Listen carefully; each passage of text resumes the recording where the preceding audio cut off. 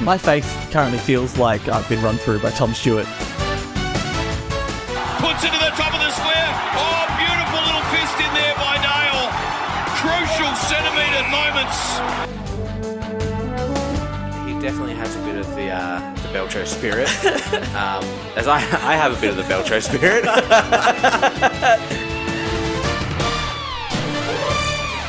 Hello everyone and welcome to The Back Pocket, a podcast that is a lot like the current Carlton Football Club.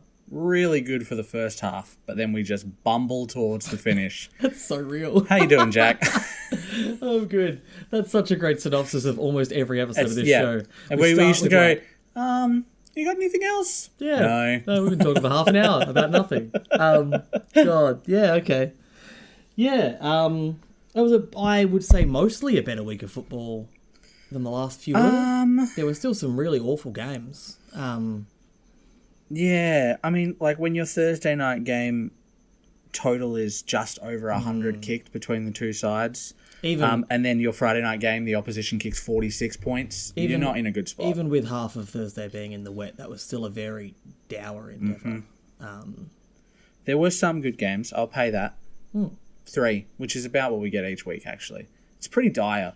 Yeah, and they only put 3 on TV for free to air, but it's never the good 3. No. Isn't it 4? No, 3. 4 here if West Coast or Freo don't play on Saturday. Oh. Or do play on Saturday, sorry. I love watching West Coast games. Makes me so happy. It's so good. I'm glad that it's West Coast games that we get in Perth. That's...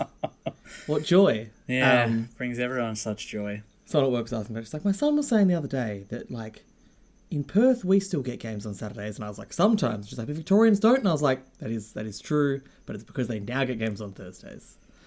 Yeah, she's also a Carlton fan. So I think she was asking about that because she wants to watch other games. Yeah, I wouldn't blame her. Anyway. Watch a different second half. Just watch the first half of the week before. Yeah. Roll with it. It's great. Yeah. Melbourne were a completely different team in the first and last quarters than they were in the second and third on the weekend. Was my takeaway from that game. They were grim in the middle there. Sorry, at the end there and the start. Interesting. Yeah, okay, I see what you're trying to say now. Like the second and third quarters, they played like a functional football team. But at the start and end of that game, they really, really didn't. Well, I just opened the match stats for that game. Yeah. Oh, never mind. I thought it was giving me game odds still. Oh. It's like $91 for Melbourne to win. Put some money on. It's got to be a coaching thing, right? There's something going on there. Like you can see that they care. Gorn obviously still cares. Where's my... Hang on. Petrarca obviously cares. You saw him post game. They are... Where's the numbers I wrote earlier? It's a professional podcast. We come prepared. Oh, yeah. Well, I'm prepared. I just didn't have it in my hand. Melbourne are currently the worst in the comp for clearances and 15th in the comp for inside 50s. Aren't they a clearance team? Yep. They are also second last in the comp for marks inside 50. And I feel like that's common. They are for them, second though. last for scores per inside 50. Yep. It's bad. Like if you're 15th for inside 50s and also second worst for shots on goal per inside 50, not good. I think like the main problem is that they need to just stop trying the Petrarca forward thing, because if the ball's not going in there, like he can't. If the ball's not going in there, what's the point of having him run down there? He's had like an average of 3 or 4. At least Bailey Fritsch couldn't hit the side of a barn at this point. But at least get it in there, right? Like I feel like that's their main problem now. Back when they were winning, they were at least scrapping the ball in there and finding a way to score a goal, even with a poor forward line. Where if you've got Petrarca only getting 3 or 4 clearances a game, total, not just centre clearances, the ball's not going into the right place. And like with that midfield that they've got, you shouldn't be one of the worst clearance sides in the comp. And you should be getting the ball inside 50 far more often. And it does seem a bit odd for a team to just not, over a course of 3-4 years, be able to attract any forward line talent. Yeah. I know they brought in Shane McAdam, but that was really just a swing and a miss. Yeah. They've got one of the best small forwards in the league and one of the best medium forwards in the league, but they don't score. Just never had a key forward. No. Speaking of teams that have a lot of key forwards, I thought that the new Freo was kind of there on the weekend in the first half, and then also the old Freo was very much there in the second half. They only scored 26 points total second half. Yeah, it's their highest first half score under Longmuir, right? And their only goal in the last quarter was the sealer that Reid kicked. Like the Bulldogs finished with more clearances, more disposals, more contested possessions, and more inside 50s. Home ground really got which would them mean through, Bulldogs probably. fans would be probably, frustrated Okay. because that's like a game you feel like you could have won. But Yeah, but you don't walk away going, man, we got pumped by Freo. yeah, but it definitely didn't feel like that in the first half. Like Freo were definitely in control, but they kind of went a bit back into their shell. They had injuries. I mean, outside fair, of the but- second quarter burst where Freo kicked like 6 goals, it was a very it was a even pretty game even all game. across. How good did you see Patrick Voss celebrating by himself? Oh, on his the own? footage? Yeah, when he's poked 2 blokes' eyes out in the last year and a half. So I reckon he's just doing it safe. He's just...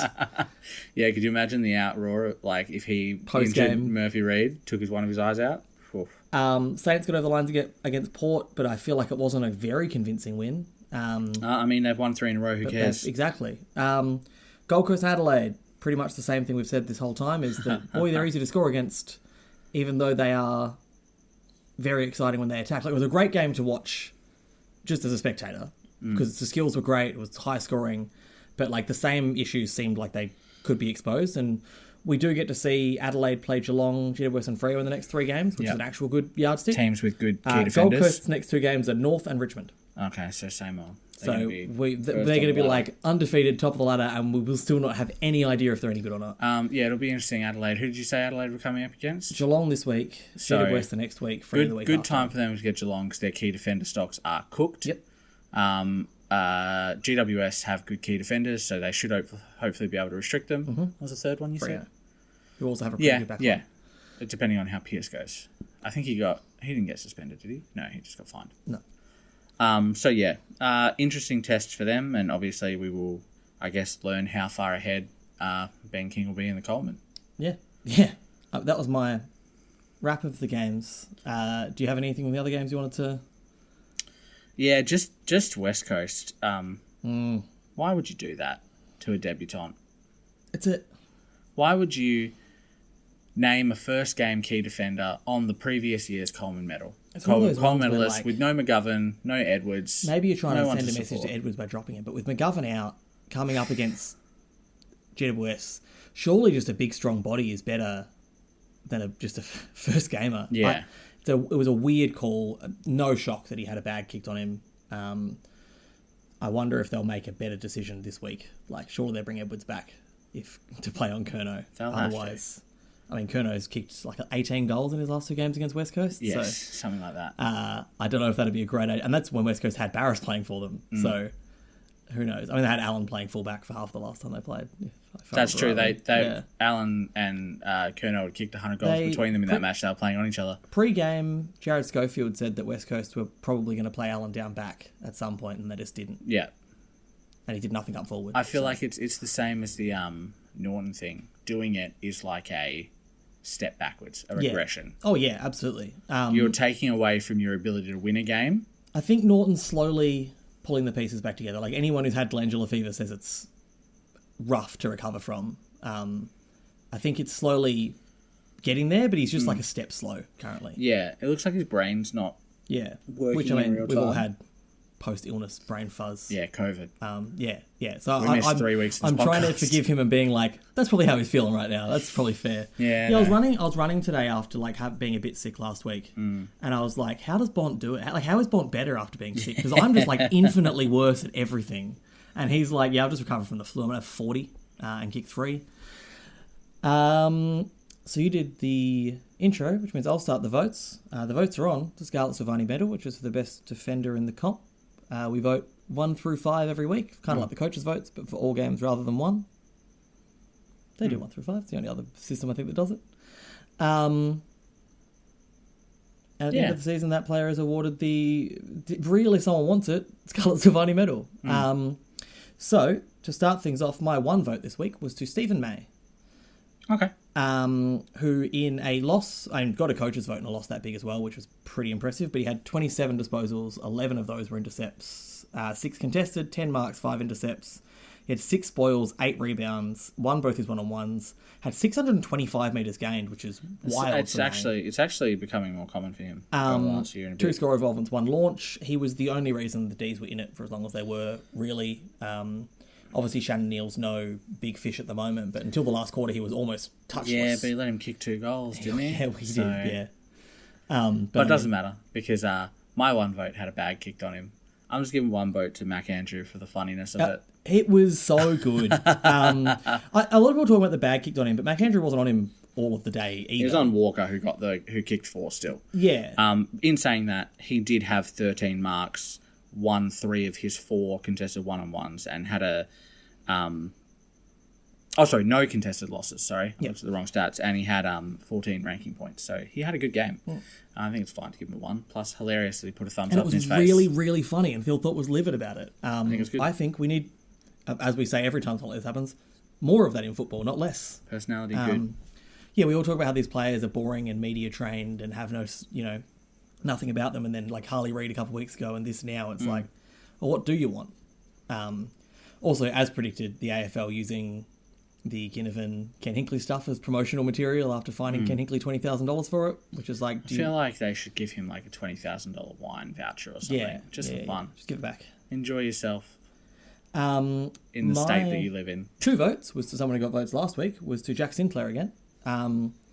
Played a very different game this week. He was quiet at disposals wise, but it was obviously against a harder opponent, and he was still extremely damaging. He had 25 touches, 8 of those were intercepts and 8 contested. 539 metres gained, which is basically just a box ticked for him over 500. I had 4 score involvements and 2 score launches. I noticed like he was obviously up the ground a lot, but he only had the 1 centre bounce attendance, so he really was just pushing hard, which included that sealer at the end of the game, where he ran off half back to receive the handball and kicked it from the paint of 50 to lock it in. I thought Jack Sinclair was very good once again. Can't get votes if you're in the centre bounces. 1 centre bounce. That's one centre bounce is 1 too many. Honourable mention for mine. My 2 votes is to Connor O'Sullivan from the Geelong Football Club. Yeah, he was 4 for me. 4 votes? Yeah. Damn. I thought he went quite well.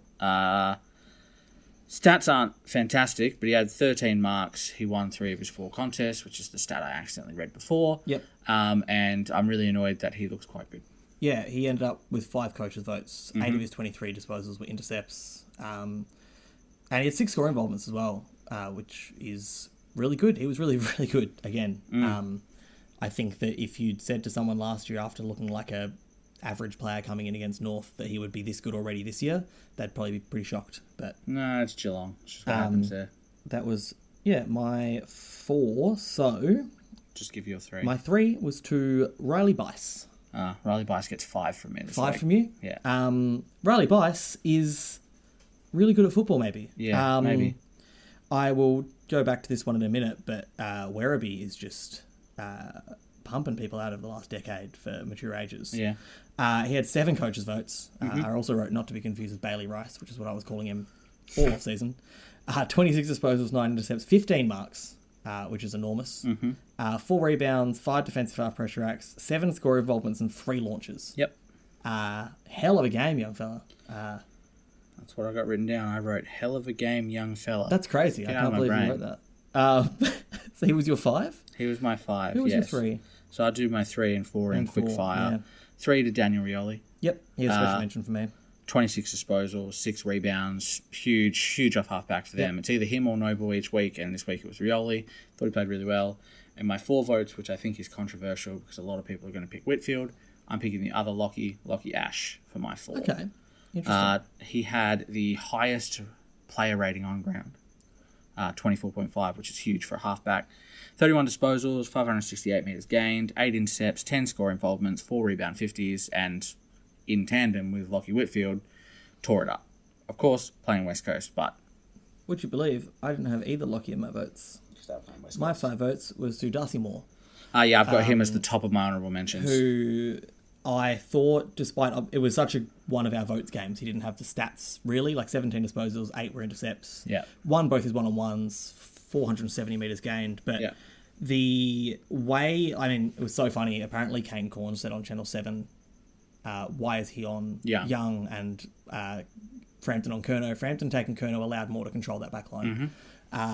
He was really, really good. Obviously, in tandem with Frampton, kept Kemp, Curnow and Young to 1 goal when the previous week they kicked 9. Yeah. So, huge tick on that for that front. Almost like Frampton should be playing in the back line, which is another one we've been saying for a while. But if Frampton can do that more often, Collingwood's backline will look a lot better in future. That was my 5. My special mentions this week were 2, as well as the Lockies. Josh Draper who I thought looked really good when he had to play on Darcy and Pearce wasn't. Jack Silvani, who was just really good again. And obviously Zach Guthrie, who a bit of a stats merchant. Turnover merchant. Yeah, he had 10 minutes of just horror. But after that 10 minutes of horror, he was pretty good again. Wanganeen Miller, shout out as well. Yeah. Who, according to that Irish bloke on TikTok, is so funny. The best footballer. I think he's Scouse. I definitely think he's Scouse. Was he? I only overheard you listening to it. Cool. That's votes. Darcy Fogarty got a next week. Cooper's tattoo. I mean, do we care? Well, it's funny because it's... Someone who celebrated that guy calling himself Whiskers for a week, I feel like you shouldn't care about this. Well, no, what I'm saying is funny is I don't care about that. But I don't know if you remember last year, might have been the year before, in the Waffle, West Coast tried to go with their normal uniform and they weren't allowed to because the Waffle is sponsored by McDonald's. It's their premium partner. The AFL's premium partner is Carlton Draft, and Carlton Brewing is not stoked about a Cooper's ad being on display during AFL games. But yes, the Whiskers thing was what was brought up by the AFL. They're like, it doesn't actually go in contravention because it's a player sponsor, not a club sponsor. The clubs can't wear it on a jumper, but the players... It's just a way to circumvent the stupid rules of advertising. A wild first tattoo to get, I will say. Is a sponsorship just get it tattoo. removed. Yeah, he can. Yeah, he's earning enough money, right? Yeah. If he keeps that Cooper's tattoo for his entire career, I'd be shocked. So, mature ages that have played so far this year from Werribee specifically include Riley Bice, Sean Manor, Harry Boyd, and Jack Henderson. Harry Boyd's played one game and it was a loss for St But Kilda. I'm saying They won three without him. This year. Previously, mature ages have come from Werribee, include Michael Barlow, James Podsiadly, Dale Morris, Ben Brown, Darcy Fort, and Brodie Myercheck. I mean, it's a good list. All mature ages, though, is the crazy part of that. So they're clearly developing talent, once it's past draft year, because most of them are obviously from junior clubs that aren't affiliated with a higher club, but they're coming into that infrastructure and just playing really, really well. So I wonder if there'll be more focus on those types of players next year. Well, I mean, it helps when players are being poached from strong VFL sides like Manor and Henderson. They see, what they can do on the big stage in a VFL grand final and go, well, might as well take a punt. Yeah. It took a while for Henderson to get on the list, but everyone knew Manor was getting picked up the year before. Yeah. Like, it was just a matter of who picked him. Who was going to do it. And there's, what's his name? Even though I think he's... not very skilled is the way I would put it. He is sometimes very, very good and sometimes either selfish or just shanks it. But yeah, someone like... Did you say Bailey Dale was one of them? Bailey Dale was one. Bailey Dale and... No, sorry, Dale Morris was the other. Dale Morris. Dale Morris was good, and I think Michael Barlow obviously was huge. Yeah. That was the moment people went, hold on, mature ages could be good? Yeah, absolutely. Footy seems like an insane place to bring guns, by the way. Not necessarily because of guns are insane, but also, surely that's a place where there is zero chance that if you shoot someone, you're getting out. Like, there are specific exits which are all manned by security and 80,000 people there. It is unfortunate that people didn't get in until quarter time of the Brisbane-Richmond game. Not for Richmond fans. Don't know how to... Yeah, they would have loved to have got in after quarter time. That's when they started playing football properly. How far in front... This is a question for you specifically. How far in front do you want Carlton to be at halftime against West Coast to be comfortable? 65 points. 65? 65. That's like an 11 goal with a 1. Yeah. Hold on. Okay. Let's just do some quick maths. Bulldogs kicked 8 goals in the second half against Carlton. Collingwood only kicked 8 for the game, so they don't worry. That doesn't worry me. Yeah, I think 10 goals would keep me comfy. 10 and space. 10's fine. Yep. All right. Yeah, I think that's fine. All right. I'll keep that one in mind at halftime. If Carlton lose that game, I'm not going to fucking... Oh, I mean, it would be catastrophic, right? Yeah, it's the only real word for it. Catastrophic. Yeah, cataclysmic. Yep, catacombs. Yeah, sure, catacombs. Put all the players in there. Leave Vossi down there, Ash Hansen. Will Day possibly out for months is huge. I don't think that Hawthorn beat Sydney or GWS without him. But as we were saying before, it kind of stopped happening. But the people who were Brownlow favourites pre-season and then into the opening round are cursed this year. Oh, there's one that's not. There's one that's not. Well, I was saying, I wonder if Patrick Cripps got a hold of a monkey's paw and he wished to just be unassailable in the Brownlow medal, and then what happened was everyone started dropping like flies, but also Carlton weren't able to win. Mate, I think he would have one vote at most at this point of the year. Which, based on last year, means he probably has 4. That's a good point. Who is your game of the week next week? Well, they're all in Adelaide, so none of them. Just like actually, Jack before Higgins, we get into that, hate Adelaide. I don't know if you saw a journalist during Ross Lyon's press conference asked him how he feels about the fact that they're going to have to play in Adelaide 3 times this year, when Collingwood and Carlton have never played at Adelaide Oval twice in one season. Carlton are playing Adelaide Oval 3 times Carlton this year. are playing at Adelaide Oval 3 times this year. Collingwood played at Adelaide Oval 3 times in 2022, and Carlton played there 3 times last year. So the journalist was just lying. Wrong. But of all the teams to pick, it's the 2 that have done it 3 times. Yeah. And there's only 16 teams that aren't based in Adelaide. Yeah. And only 23 games in a year. Only 5 teams can do it a season. Play twice.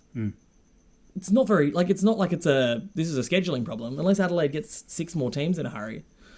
I just thought it was really funny. It was they're trying to be look at this fixture for Collingwood, when it's this is the one time you can't say that about Collingwood. Yeah. They're genuinely playing there 3 times. And St Kilda aren't playing at Adelaide Oval 3 times because they're getting kicked out to Norwood on the bowling alley stadium. A big line down the side. Oh, well, you might as well make the trek out. Because the other games at Adelaide Oval look shit. Yeah. Well, the two Friday night games I've got as 2 of my games of the week. Friday, I think Friday is game of the week. Collingwood Sydney looks enormous. And I think Bulldogs Brisbane is another one. And also, just for shits and giggles, Melbourne Essendon, maybe. Oh, who knows with that one, man. I don't. It's a crazy entire Saturday of football, isn't it? Yeah. Sunday doesn't look much more watchable. I'm going to have to find a pub in Melbourne to watch a game at. Because that's right. I'll be in Melbourne during Gather Round. How fucked is that? Yeah, that's crazy. You're in Melbourne where there's no football. There's no football on. Yeah. Well, that was me over in Melbourne during the pre-season, and all of the games were in Perth and Brisbane. And I was like, yeah, cool, thanks guys. And there was one on Moorabbin just as I was flying out. No, you don't want to go to Moorabbin. I would have gone to Moorabbin. Yeah, but you're a freak. Yeah. But yeah, I did think that Ross bit was quite funny. Do you have any other football segments this week? I got no segments this week because football stopped being fun for me, so I stopped watching it. Totally understandable.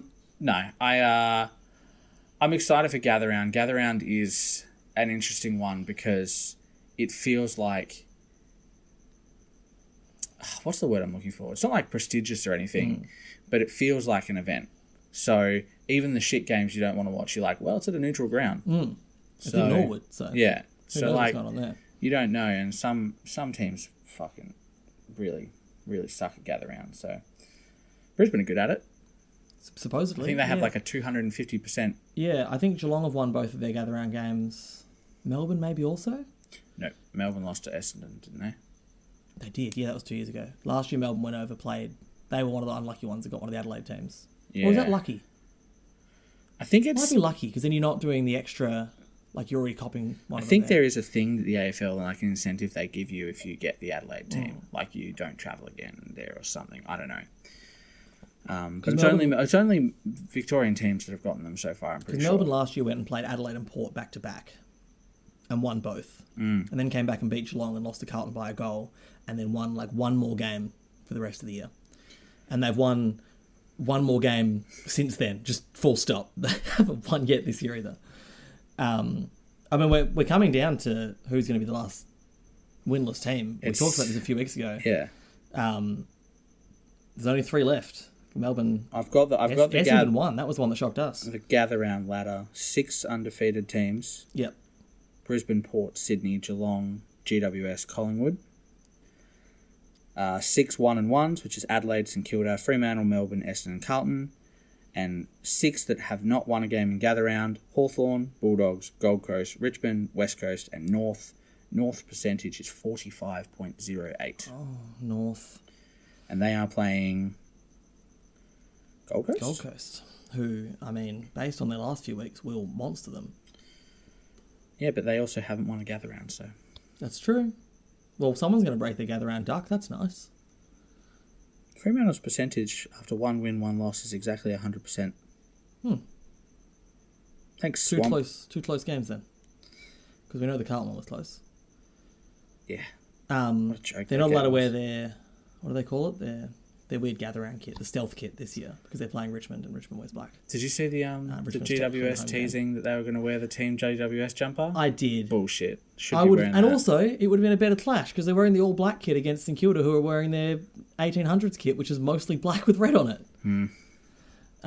Gather round's just a new way for the That's AFL to not sell sports. fucking more jumpers, mate. Absolutely it is. I bet the AFL's kicking themselves they didn't think about it earlier. Speaking of jumper clashes, Collingwood Carlton was atrocious. I mean, as someone who's seen it a million times, it's not that bad, but just wear the white. Yeah. Collingwood have white on their jumper though, so like it That's the doesn't problem. win either Yeah. way. Every team needs a third colour. Just a random... Carlton No, doesn't bring back the random because yellow as soon kit. as the team wears that shit colour, everyone rips on them. Yeah, it's- even if they only wear it once. So like you can't win. You can't win. There's literally no winning. How many times have we brought up Hawthorn wearing shitty silver? Every Hawthorn kit's bad, though. Like, it's just... There's just a lot of bad... I like their original V kit, not the brown on brown one they were earlier this year. I don't mind the brown with gold V kit for Hawthorn, but most of their alternative kits are very, very bad because they lean into like a weird middle ground brown that's just like baby poo colour a lot of the time. I mean, the Port St Kilda game this week literally looked like a Sandful game. Yes. I wasn't sure what was going on. But yeah, Saints are wearing their black and red hoops this week for Gather Round. Oh, yeah. Like, The I know the original one. kit. Yeah. And GWS are wearing their just the outline of the G. It's their stealth kit. Yeah, their stealth kit.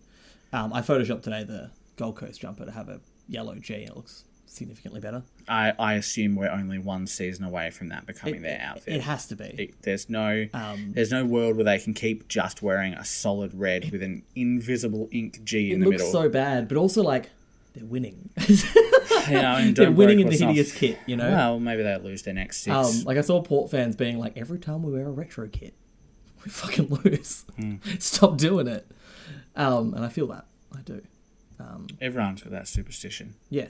Oh yeah. I mean, Carlton with the Carlton Respects kit. They won with that last year. They won with that last year. Carlton's currently one is whenever it's like, we're celebrating 150 years of this. Geelong can't win in milestone games for players. That's a really bad one. I interviewed Brayshaw. It was his first win in a milestone game. Yeah. Collingwood couldn't get up for Sav. So Port couldn't get up for Collingwood. Sav. No. Sav couldn't get up for Port. Well, he is another one where it was like, was he concussed? Wasn't he playing on someone who also had a headband at some point? Yeah. Yeah. Yeah. But he got a big knee to the back of the head. Went off, came on with strapping on, didn't hit a target once after he came back on. Did you see that? Not that that's a huge It's uncommon thing Port for him. Adelaide for you. Did I see, sorry? That Anthony Caminiti has the most marks in the competition. Yeah. That's so weird. That's very weird, That's right? so weird. I think it's shared with Guthrie, but either way, Yeah, I mean, weird. Guthrie just picked up like 18 on the weekend, Yeah. so it's not like that was earned.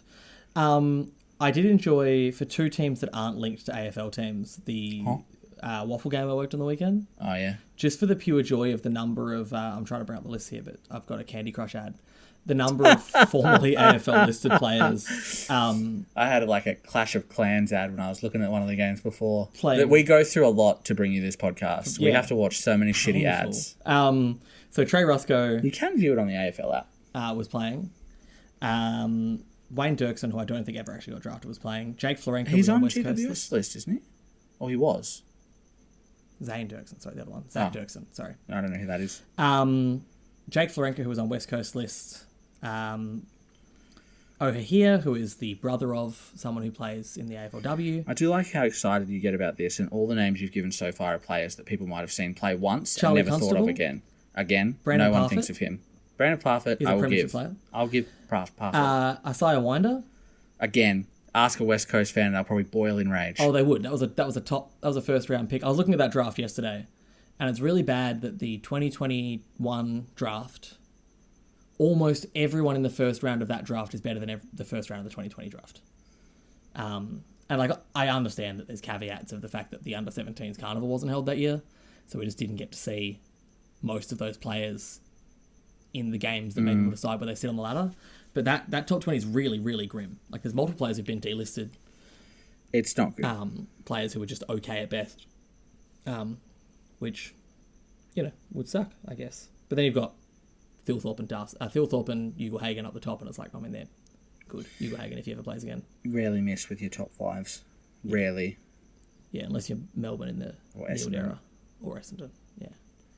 Essendon's first round picks are completely cursed. Yeah. It's ew. It's a rough gherkin. Sorry, I saw something gross on Twitter. I'm actually completely out of topics. There wasn't much to talk about. I got nothing this weekend. Did we do Friday footy quiz last week? I don't remember. No, we didn't, but we can do it this week. Yeah, I got nothing on. Friday. We're stretching. It was a shit week of footy. It was a really grim week and of all footy. of the topics people have been talking about this week, boring. Mm-hmm. Mac Andrew getting in someone's face is good for the game. Yeah. He won the last defensive spoil of the game. He could have had 15 kicked on him. He still helped win the game. I immediately after it, I was like, I want Mac Andrew and Sam Collins to win a Queenslander of the Year award for their last 5 minutes of gameplay where they stopped another goal from being What scored. else are they talking about? Kane Corns is being anti-union on his TV shows. Oh, that was so funny. My favourite thing was like, will the Players Association roll back these things? It's like, why? Less annual leave. Why? Less annual leave. For what reason? Yeah, I want to make my life worse because I would love it if the club paid more attention to the things that I was doing in the off-season. The only time of year I have to myself. They're like, you know what we should do? We should make things worse for us and better for our employers, because that's the purpose of a union. What if we got rid of all the safety of a very, very long-term contract? Yeah, let's just get rid of that. Yeah, let's get rid of that. Let's make it easier for our peers to get tested for drugs they might have taken at a party on the weekend and lose their job immediately. That'd be really good for us, I think. I hate good working conditions. Yeah, I hate having, like, rights. Get rid of those. Now that woke Patrick Dangerfield's been replaced with the woker Darcy Moore. Base Darcy Moore. There's been a discussion on there's been some discussion on Twitter this year about building a woke versus not woke 22. Obviously a lot more candidates for the not woke 22, so we're trying to piece together a woke 22. Woke 22 is hard. It's much harder, but obviously, like, someone the other day when it came up, they were like, well, Heaney's just another person winning the unwoke 22 games. They're in the non-woke 22. It is tough because, like, the clubs do have their initiatives. They usually just push out a figurehead to talk about it. Good backline with Darcy Moore and Alex Pearce, though, in the woke 22. Too much hair. Too much hair for mine. Danger's too old. He's got to play it forward. Danger's he might have played in woke. the middle if there's not enough woke players. Danger's not woke enough. Not woke enough. No. He faked an injury. That's basically mocking the disabled.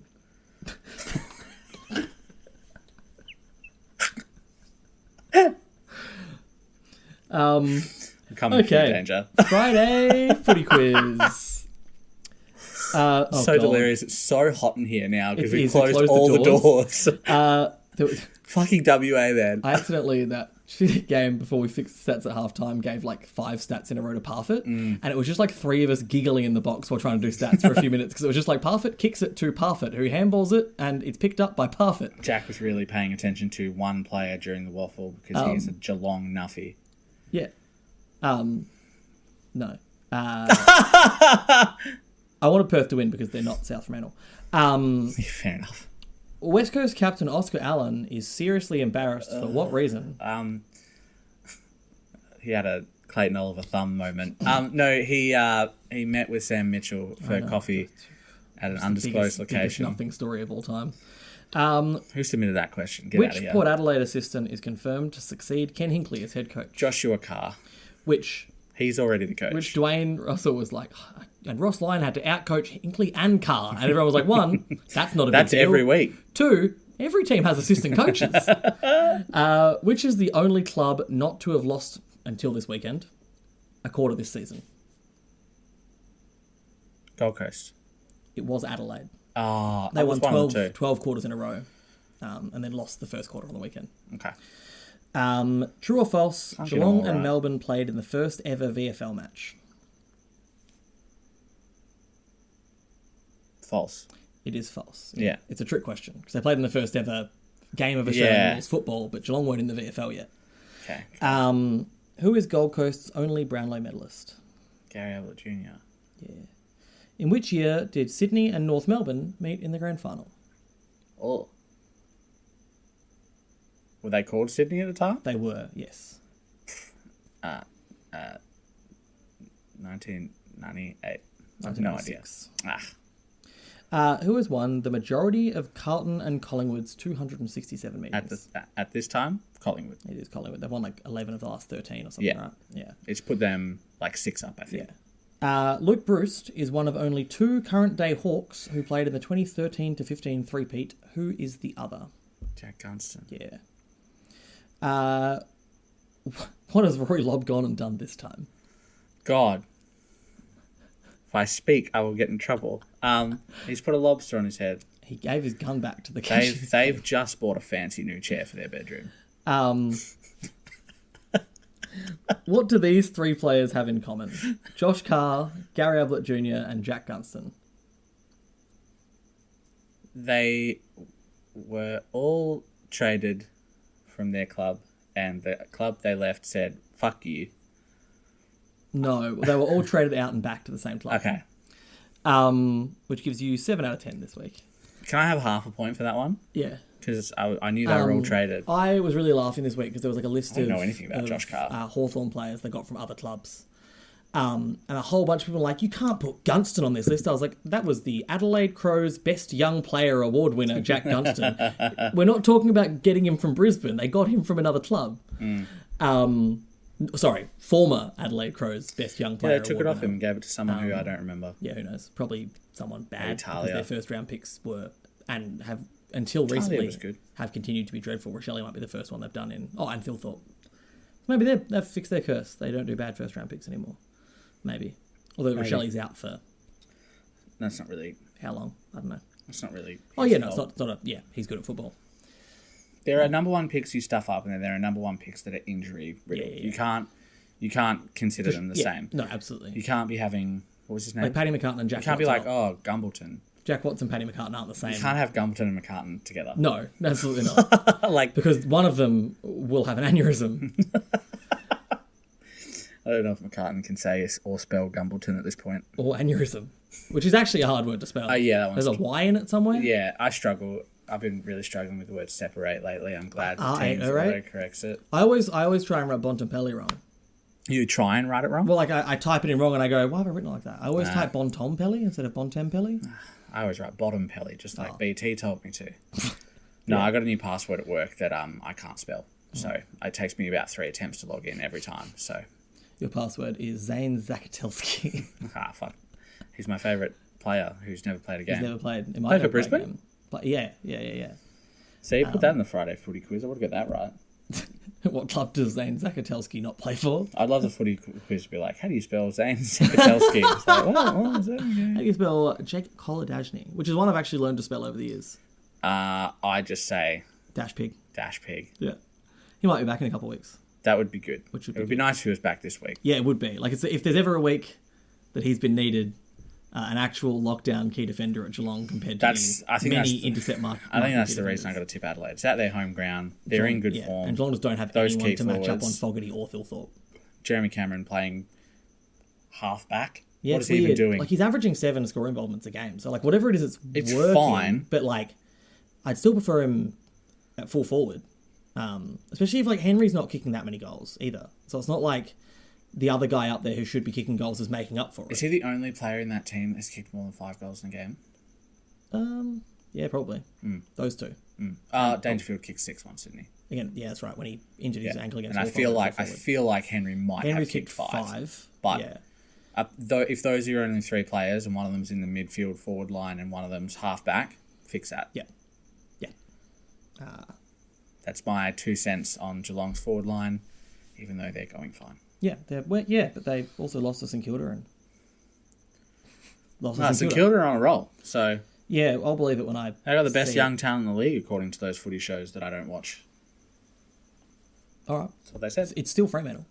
They're still a very young team. Like every time I look at age profiles, I'm like, Fremantle are still way too low on this list. Yeah.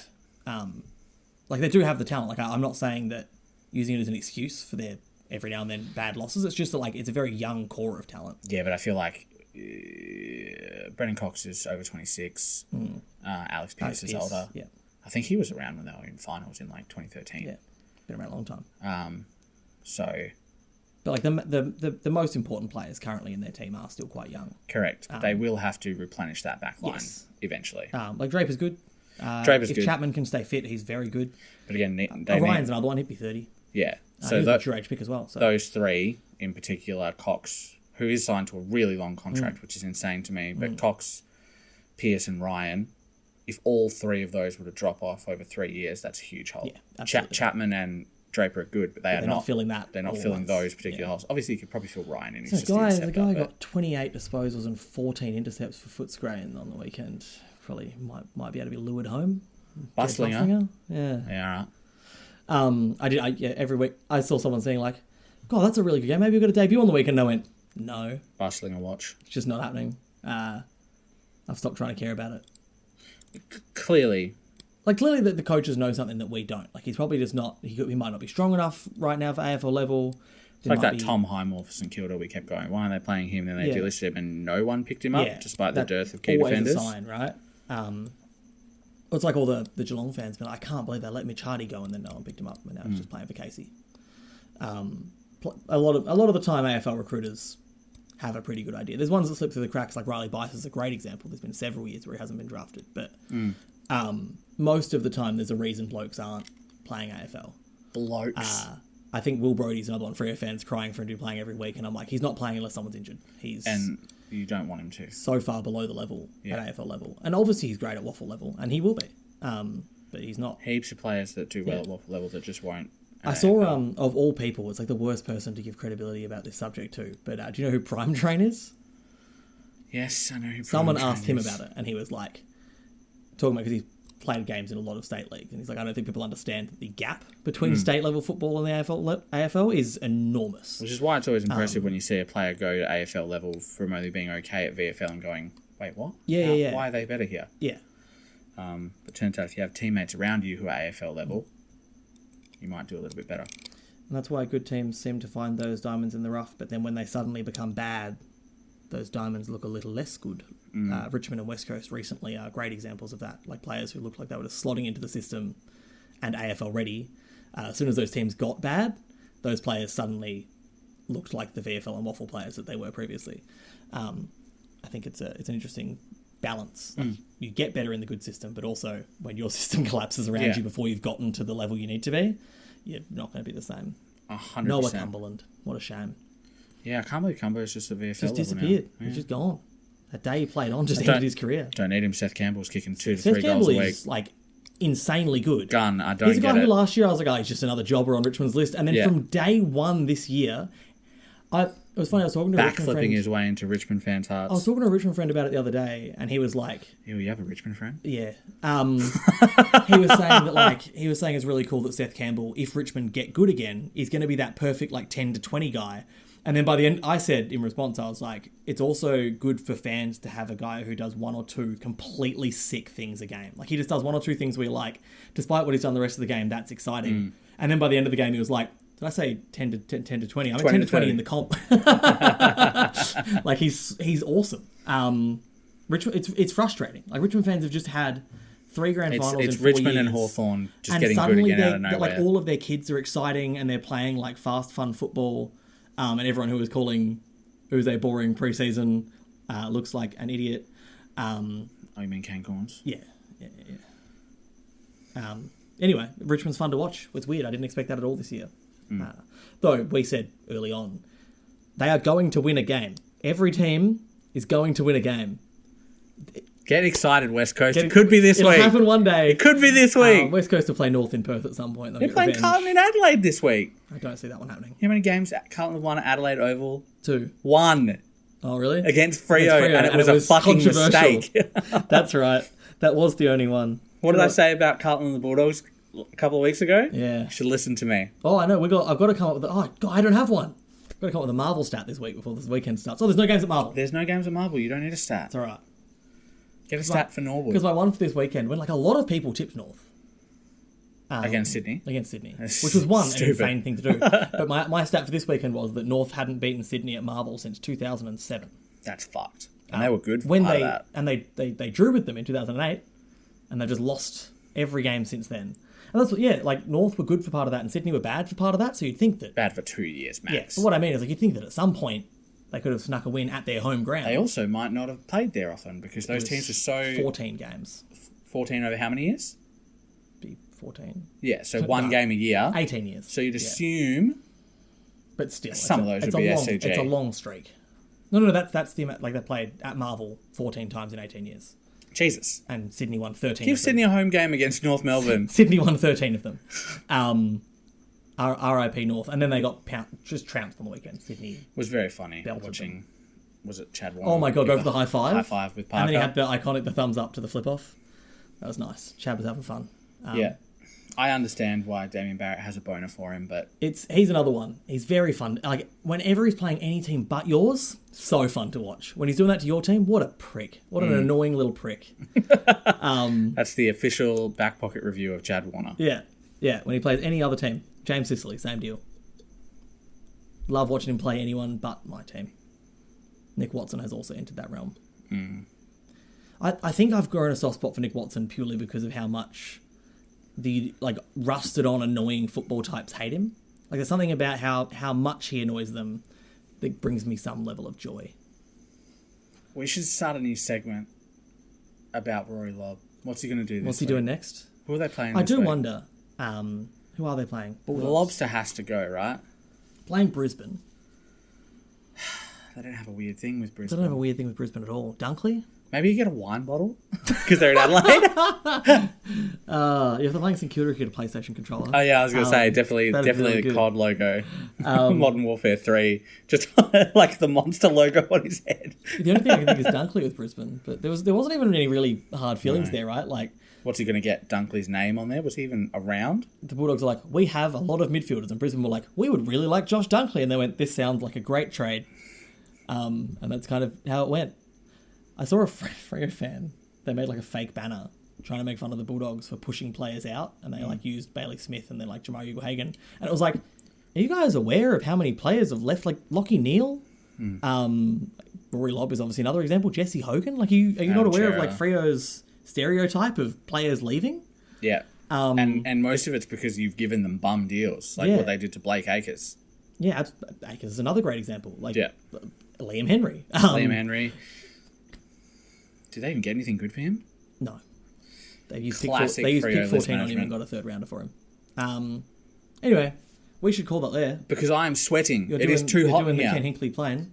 You're not flying. You're not flying. I'm flying. You're flying. Anyway, thanks for joining us on The Back Pocket. As always, you can find us at The Back Pocket AU on everything, including thebackpocketau.com. And we will see you next week.